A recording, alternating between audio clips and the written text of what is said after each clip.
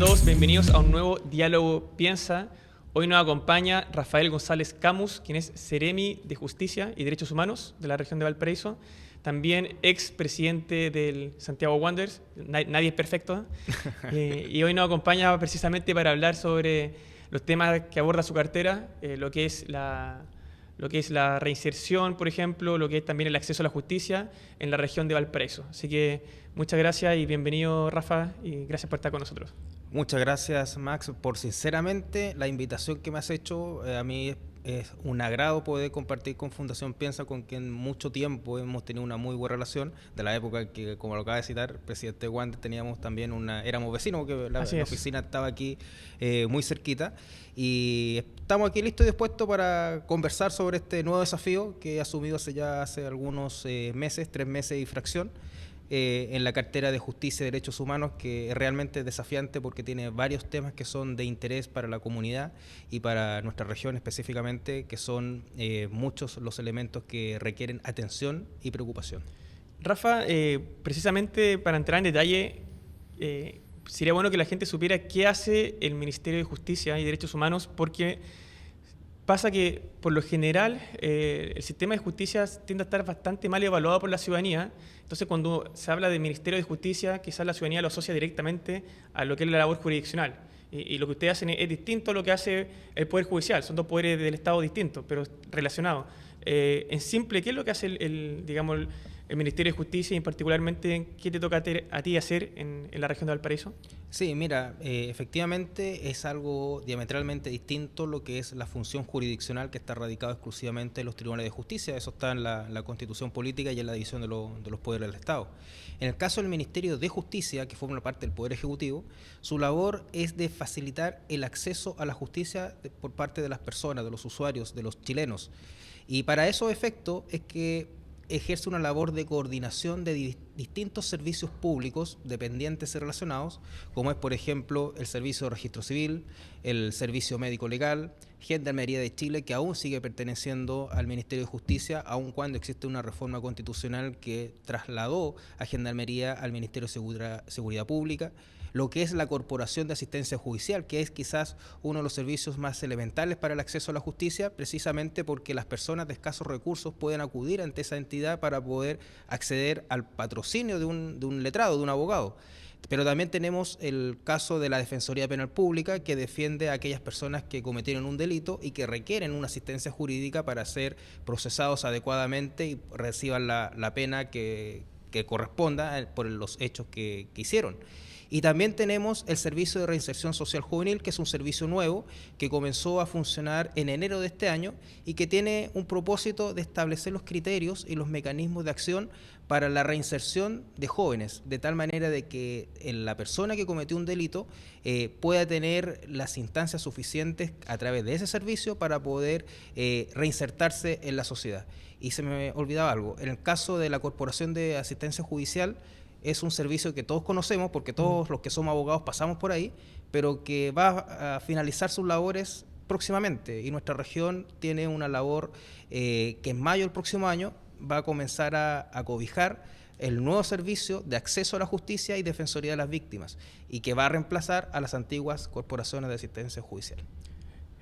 Rafa, tú mencionaste recién una labor que es sumamente importante y que también ha adquirido mucho interés a propósito del asesinato, digamos, de jóvenes, de un niño de 12 años, donde estábamos en tela de juicio lo que es la reinserción.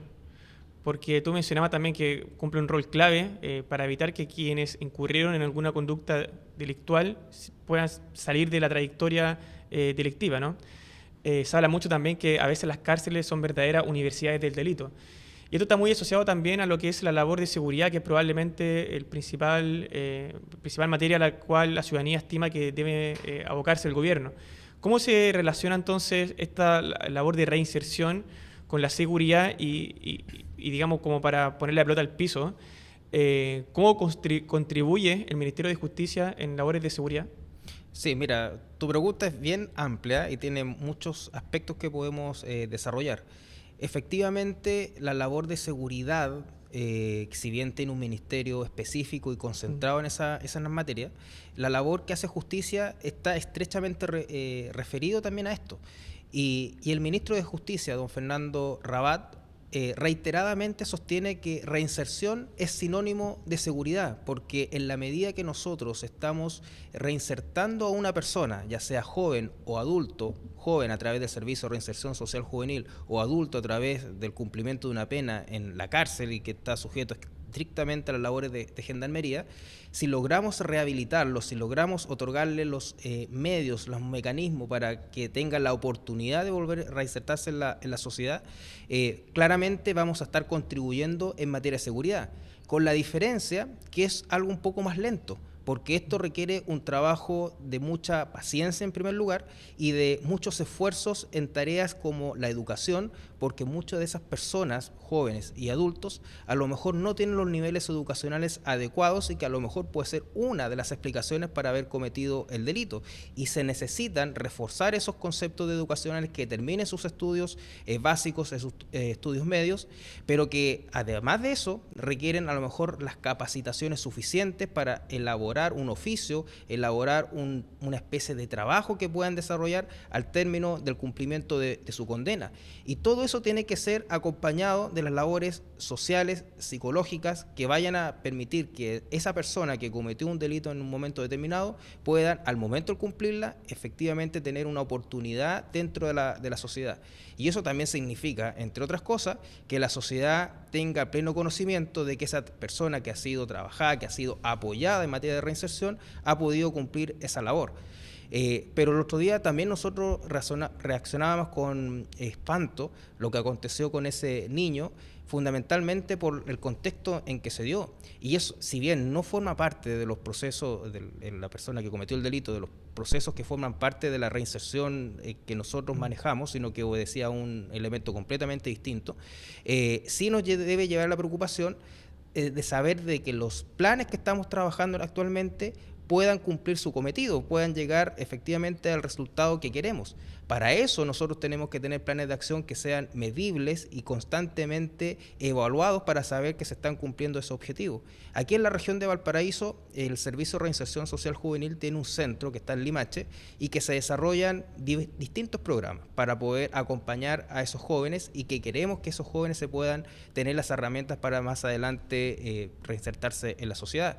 Pero también existen en materia adulta, en las cárceles, las distintas cárceles de aquí de la región de Valparaíso, mecanismos para que esas personas se puedan capacitar, para que puedan terminar sus estudios y puedan cumplir ese objetivo. ¿Y cuál es el diagnóstico que tienen ustedes? Porque, por ejemplo, a propósito de este caso del niño que fue asesinado, yo escuché a muchos alcaldes de la región metropolitana que decían que más del 50% de los delitos eran cometidos por adolescentes, y algunos criticaban también tenían un diagnóstico bien severo respecto a cómo estaban operando la reinserción, porque decían que muchas veces quienes delinquen son reincidentes y además son jóvenes. ¿Tú compartes ese diagnóstico y qué se está haciendo novedoso, nuevo, pensando precisamente en esta herramienta de reinserción? Es que es difícil no compartir los diagnósticos que hacen los alcaldes, precisamente porque ellos están en sus comunas viendo cómo día a día hay veces en que la delincuencia termina superando a la sociedad que quiere tener una vida tranquila. Pero para eso nosotros tenemos que hacer un trabajo intenso para poder disminuir esos índices. Y desde Justicia, el ministro también ha sido enfático en que se han planteado algunos proyectos de ley que van orientados a eso. Por ejemplo, lo que es la ley de responsabilidad penal adolescente, que tiene por objeto también no solamente aumentar penas en un determinado rango de edad. 16, 18 años, ¿no? Exactamente. Sino que también mirar de que hay otras posibilidades, como la ley de responsabilidad parental, en que en aquellos jóvenes que han cometido un delito siendo menores de esa edad, sean los padres los que asuman la responsabilidad de las conductas de sus hijos, y por tanto tengan que a lo mejor indemnizar los perjuicios que se están cometiendo por la comisión de esos delitos. En otras palabras, existen en este minuto, al alero bajo la dirección del Ministerio de Justicia, iniciativas que permiten ir a enfrentar directamente el tema de la seguridad. La ley de responsabilidad penal a docente y el tema de la ley parental, que ha sido ampliamente abordado por nuestro ministro. Y pasando, digamos, a otro tema, o la otra cara de la moneda, porque por un lado tiene el tema de la reinserción y por otro lado tiene la situación de quienes están cumpliendo pena, digamos, efectiva, que también se suele señalar de que hay, digamos, pocos cupos carcelarios para el número de reos, ¿no? Sí.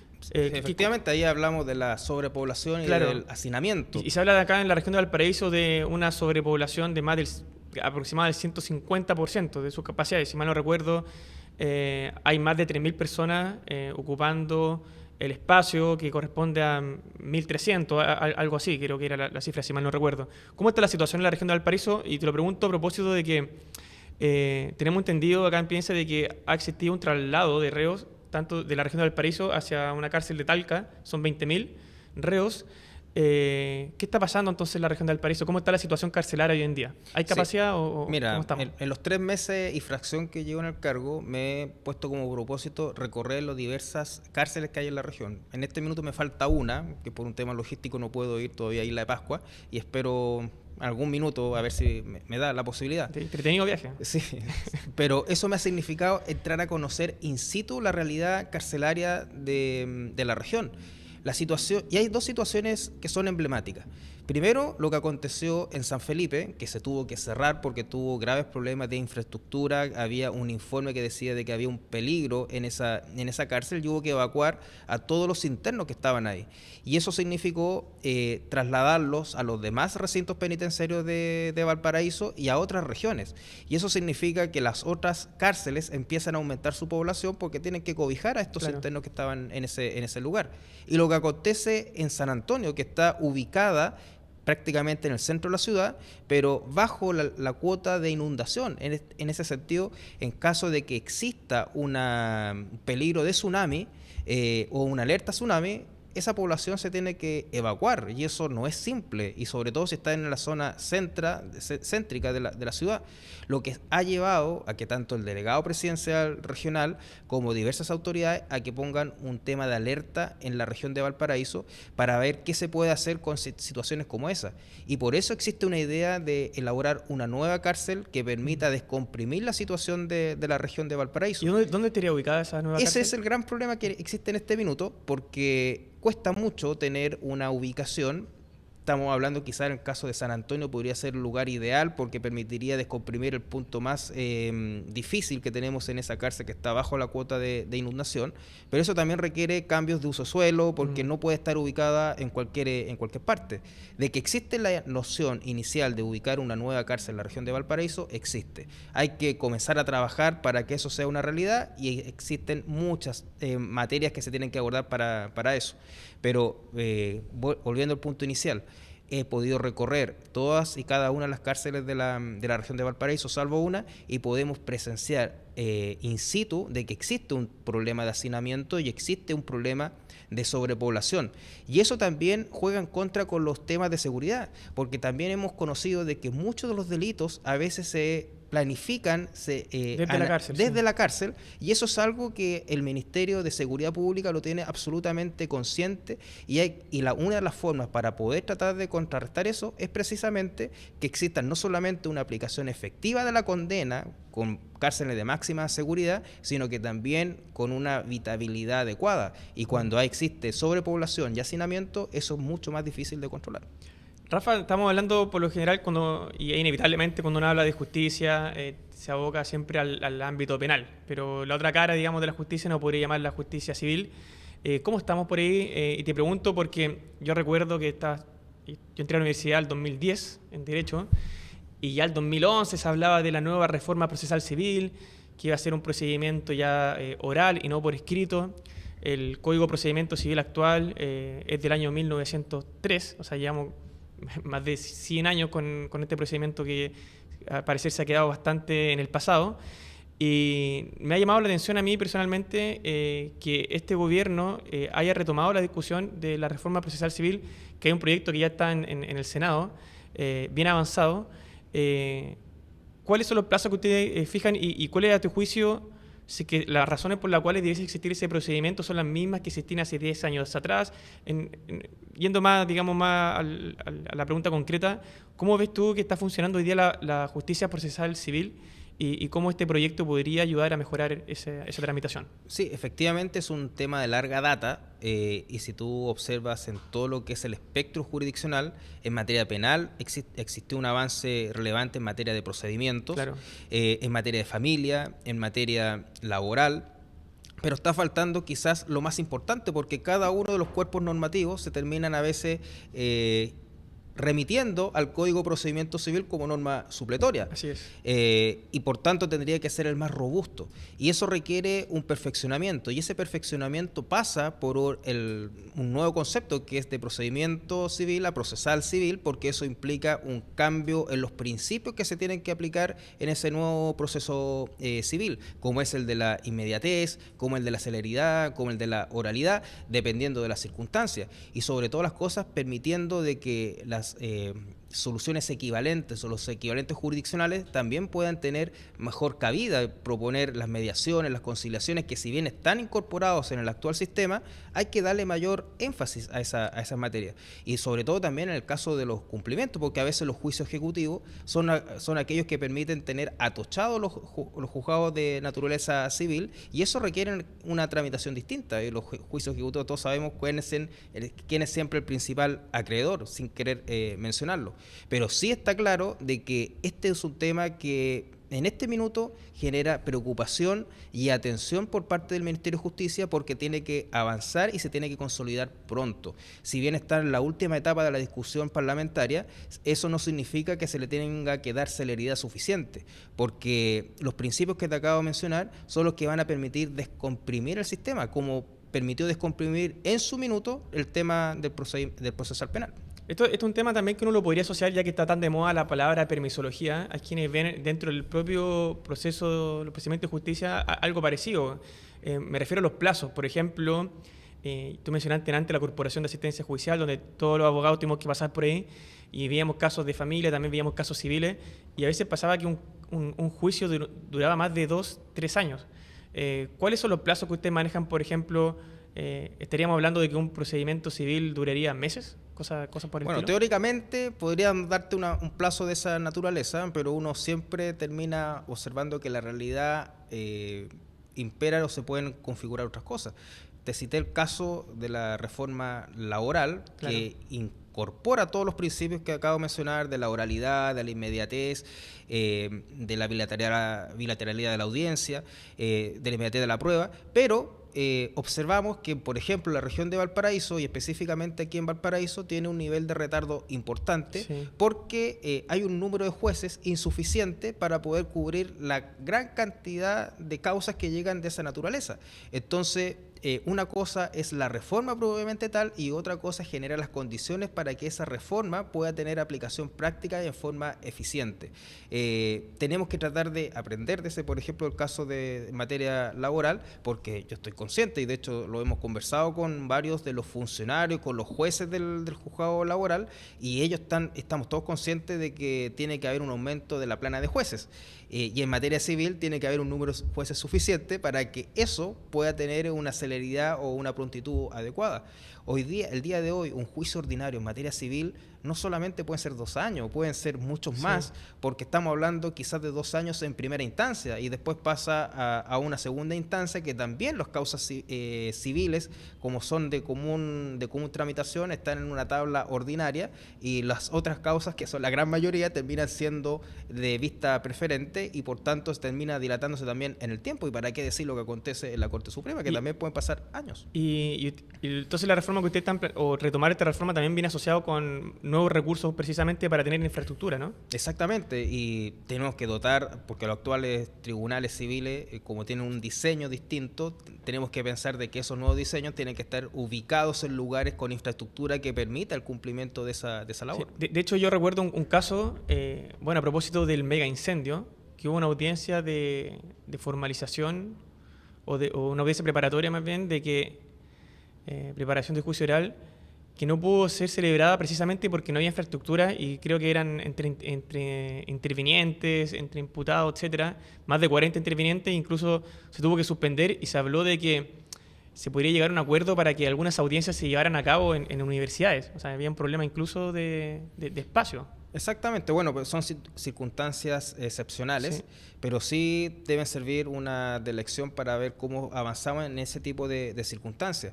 O lo que ocurre, por ejemplo, en Juan Fernández, que al final allá no hay tribunal y se tiene que actuar en este minuto a través de videoconferencias y se hacen los juicios Claro. bajo esa modalidad, que ha facilitado las cosas, sí, porque muchos de los asesores, abogados, letrados, lo hacen desde acá, pero con una competencia que es de allá. Y tú mencionaste también la importancia que tiene en estos casos la mediación, que para la gente entienda y quienes conocen más de cerca los juicios de familia, la ley te obliga a ir ante un mediador antes de ir a juicio. Claro, eso en forma previa tratar Claro. de llegar a una solución amistosa o pacífica entre las partes para evitar que ese juicio vaya a congestionar más los tribunales de esa competencia. ¿Y cómo funciona la mediación acá en la región? Ahí, ¿cómo ha ido operando? La mediación en materia de familia, Sí. ¿no? Ha funcionado bastante bien, por lo menos existen los elementos para poder solucionar en forma anticipada esos conflictos, pero eso también requiere mediadores que tienen que estar habilitados para el cumplimiento de ese cometido, y cuando no existe la posibilidad de llegar a esa solución, bueno, no queda otra que acudir al tribunal. Rafa, tú mencionaste antes sobre la labor de los jueces y la diferencia que tiene el Ministerio de Justicia con la labor propiamente jurisdiccional que es del Poder Judicial. Si bien son dos ámbitos que están separados ya que corresponden a distintos poderes del Estado, ustedes sí tienen mucha influencia como gobierno en lo que es el funcionamiento de la función jurisdiccional a través del nombramiento de los jueces. Yo había leído hace no mucho de que a este gobierno le va a tocar nombrar al 40%, nueve ministros de la Corte Suprema. ¿Cómo ven ustedes ese proceso? Porque a veces, muchas veces hay cuestiones de negociación política, de tratar de mantener cierto equilibrio. ¿Cómo ha ido avanzando esos nombramientos? Bueno, eso es un importante desafío, sobre todo cuando, según la estadística que acaba de mencionar, va a haber un número importante de jueces o de ministros que va a ser nombrados por este gobierno. Pero eso también significa una responsabilidad, porque estos nombramientos generalmente no pueden estar sujetos a criterios políticos, sino que es un criterio profesional de trayectoria, de carrera funcionaria por parte de los jueces, que permita acumular no solamente esa experiencia, sino que ponerla al servicio del país. Y eso el Ministerio de Justicia está absolutamente consciente de que tiene que ser bajo esos criterios. Y actualmente existe una reforma a propósito del nombramiento de los jueces que permitan acelerar el proceso de nombramiento, porque a veces esa vacancia termina dilatándose en el tiempo, lo que dificulta de que esos ministros que no están puedan resolver las cosas que le interesan a la gente, que son sus conflictos de relevancia jurídica. Y para esos efectos que se están proponiendo acelerar ese tipo de nombramiento, que cuando, por ejemplo, existe una quina y esa quina no logra reunir los consensos para el nombramiento de una determinada persona, sea a través del mecanismo de un sorteo de esas personas que conformaron la quina para poder lograr su nombramiento, un elemento mucho más objetivo y que permite respaldar la calidad de esos postulantes. O también la conformación de esa quina que pase también por un consejo que permita evaluar y calificar adecuadamente quiénes van a ser las personas que van a conformar esas propuestas para ser los próximos ministros de los tribunales superiores de justicia. Y eso es lo que actualmente el ministro de Justicia ha estado explicando en el Congreso Nacional para darle la mayor celeridad posible y puedan facilitar que el nombramiento de los jueces se haga en un tiempo mucho más acotado. Quizás muchas personas deben ver que el sistema de justicia es medio lejano, porque hay muchos que te dicen, mira, yo nunca he pisado un tribunal, nunca he tenido un problema que haya meritado acudir, pero yo creo que todo el mundo pisa tarde o temprano una notaría o ha ido al conservador de bienes raíces. También hay una reforma que está en curso o que se está implementando respecto al nombramiento de los notarios y los conservadores de bienes raíces. ¿Qué nos puede decir al respecto? ¿Cuál es el déficit que ustedes veían antes? Porque, claro, ustedes más bien, esta fue una reforma que se aprobó en el gobierno anterior, ¿no? A Sí, usted le toca implementar. pero que entró en vigencia en abril de este año y por Claro. tanto entró en vigencia cuando ya estaba este gobierno. ¿Cuál era, Y para que la gente entienda así como en simple, cuál era el problema que había antes y cómo se soluciona con la nueva reforma y qué dificultades han visto ustedes en la sí, implementación? fundamentalmente a propósito del nombramiento, porque no siempre se daban las circunstancias más objetivas o transparentes para el nombramiento quizás de esos notarios. No es algo quizás generalizado, pero sí había que perfeccionar y mejorar para dar garantía a la comunidad de que esos procedimientos eran públicos, transparentes y objetivos. Y por eso es que es ahora, a partir de esta ley, que es el servicio civil y por tanto a través de la alta dirección pública es que se postula al nombramiento de un notario y es a través de ese servicio que se termina haciendo esa designación de un notario para una determinada plaza. Porque antes se hablaba mucho en términos bien coloquiales, algo así como se hablaba de manera bien informal, como el besamano, ¿no? De algo de que como los nombramientos estaban a cargo del Poder Judicial, había que tener una cercanía con el suministro, etcétera, para tener, digamos, la posibilidad de ser nombrado notario. ¿Tú estás conforme con esta reforma, no? ¿Te parece que resuelve ese problema? Yo creo que los objetivos iniciales que acabamos de mencionar se cumplen. Hay otras cosas que se requieren perfeccionamiento que son más cotidianas, del trámite normal que tienen los mismos notarios. Y eso pasa precisamente porque todavía no está dictado el reglamento o varios de los reglamentos que implica esa ley. Una vez que esté quizás redactado y aprobado y se esté en vigencia ese reglamento, probablemente podamos tener varias de las soluciones de lo que hoy día está ocurriendo. Pero hay otras cosas. Por ejemplo, antiguamente el CERNAC no tenía ningún tipo de competencia en esta materia y actualmente si un usuario de una notaría se siente perjudicado, lesionado por la atención o por los precios de lo que están cobrando los notarios, puede acudir perfectamente al CERNAC y CERNAC, por aplicación de esta ley, tiene competencia en esta materia. Ese tipo de cosas claramente son un paso en la dirección correcta para el beneficio de la comunidad. Pero hay otras situaciones, por ejemplo, en el nombramiento de notarios suplentes. En los notarios suplentes ahora corresponde a los cada seremi de la región respectiva nombrar habitualmente a esos suplentes a partir de una nómina que existe, que está determinada por el Ministerio de Justicia, y eso implica a veces los sistemas para poder nombrarlos no funcionan a la velocidad que quisiéramos. Claro. Y eso a veces genera un tema de día a día que hay que solucionar. Rafa, yo sé que este gobierno le ha puesto mucho énfasis también en lo que es la ética profesional. Y esto también obviamente surge por razones que han estado en la palestra, en la opinión pública. Pienso, por ejemplo, el caso de Hermosilla, ¿no? Que generó también un problema de la reputación profesional, que al final pagan justos por pecadores. Hoy en día decir que uno es abogado casi que te tratan de sinvergüenza, ¿no? Sí. ¿Qué están pensando ustedes hacer justamente para controlar el tema de la ética profesional? Pensando que también que hay muchos abogados o que no están colegiados o que sienten que tampoco es el estar colegiado te somete a un estándar tan estricto de comportamiento ético. ¿Qué están pensando ustedes como ministerio? Sí, efectivamente, dentro de esta modificación legal del nombramiento de los jueces, hay un acápite que está referido al control ético profesional. Y es algo extremadamente relevante, por lo menos el ministro de Justicia lo ha señalado así, lo ha conversado con los distintos colegios de abogados con los que él ha tenido el contacto hasta el día de hoy. Y es precisamente por darle un vuelco a la forma que actualmente se ejerce el control ético profesional. Tú decías algo que no siempre los abogados están colegiados a un respectivo colegio y por tanto, si no están colegiados, ese colegio no puede ejercer un control ético sobre esos colegas que han tenido un mal comportamiento.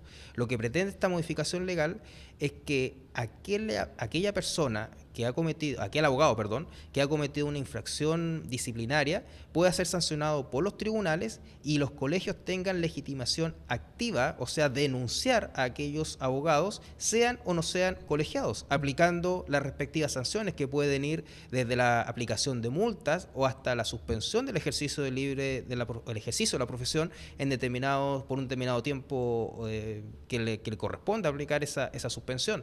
Y eso es lo que hoy día actualmente se está discutiendo y yo creo que es un paso en la dirección correcta para poder fortalecer este tema de la ética profesional.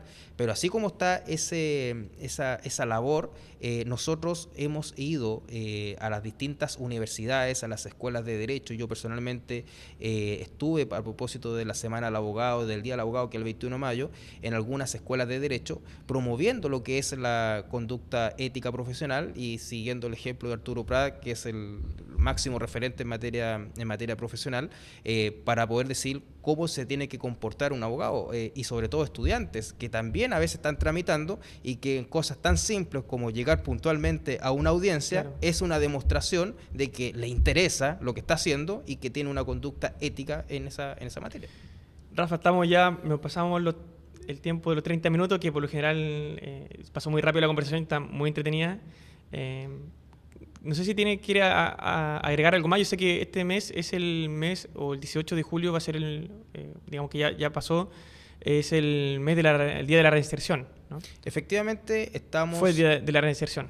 Efectivamente fue, y estamos en el mes de la reinserción y por tanto se están desarrollando una serie de actividades. Estuve hace unos días en un conversatorio, en un diálogo con distintos actores en materia de reinserción, y en esa oportunidad el director regional de Gendarmería, el coronel, nos señalaba que a lo menos existen casi 50 actividades distintas en materia de reinserción para seguir promoviendo esta nueva visión de lo que se requiere para que una persona que ha cometido un delito, no solamente se quede con el hecho de que está cumpliendo una pena, sino que después de cumplida la pena no va a volver a delinquir, y se están haciendo los mejores esfuerzos para que eso sea así, y se existen un sinnúmero de cosas para que eso se pueda materializar, y eso todo lo vamos a empezar a promover durante este mes. Incluso a fin de mes vamos a hacer una feria de reinserción con distintos servicios públicos que promueven estas materias, y ahí a lo mejor sí lo vamos a dejar invitados para que lo puedan ir a conocer y ver qué se está haciendo en esta materia. Muchas gracias, Rafa, por acompañarnos, y ojalá vernos en una próxima oportunidad. Te deseo mucha suerte también en este desafío profesional. Sabemos que comenzó de manera bien intensa, y también por traer estos temas que a veces suenan bien como lejanos, pero que afectan a todos los ciudadanos. Así es, porque estamos todos sujetos quizás a los temas de la justicia. Así que estén muy bien. Muchas gracias. Chao, chao. Chao, chao.